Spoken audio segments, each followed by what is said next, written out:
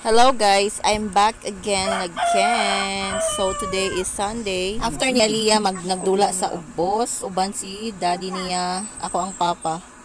Nagdula na sad siya diri sa kwarto sa iyahang igagaw kay bag-o man ni ambot. So nagdula silang duha og bola. O di ba nakita man ninyo nga lingaw kaayo siya sa bola kay taud-taud pud siya wala nakadulaan na kay gitaguan man. Ug kani iyang igagaw kay talagsara sila magkita sa isa ka semana 2 to 3 times ra. So ganahan di ka siya basta moabot na iyahang igagaw. Yang tawag kay Kuya Janjan. So nagdula silang dugi pasagdan na nako.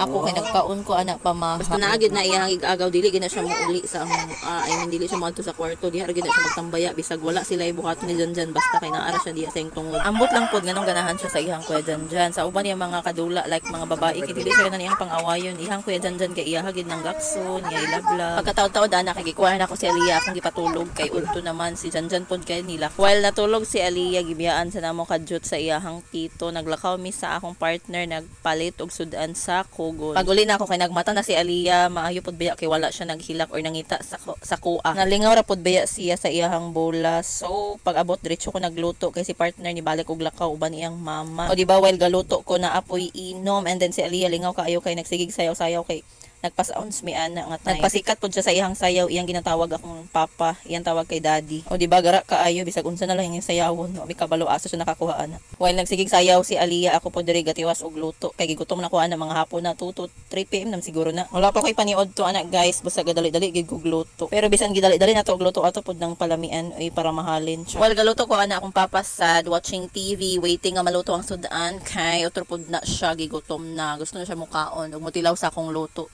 Alawa yun sa tamo sa akong giluto. So, mao ni siya guys. So, pagkaluto sa sudan, nagkaon ako diretso kay 3 PM na siguro. Murag mag 4 na. Kay Mulakaw pa mi moad tumiog cathedral, magsimba. And then, after dito na tumiog Boulevard with my cousins. Also with Aliyah, dili gid na siya mabilin no. So okay na gid kayo si Aliyah diri sa Boulevard ba kay murag sa isa ka bulan makaanhi gid siya bisag kausa ka duwa. After na mo diri sa Boulevard niya tumiog kugon kay nagkaon mi sa mga street food. Pag uli na mo kay diretso sa Plaque si Aliyah gikapoy siguro dagan-dagan sa Boulevard. Wala gani siya nagpagansi kay naagi remembrance sa iyahang tuhod dako king pangus. So ayun lang for today's video. Bye guys. Thank you for watching.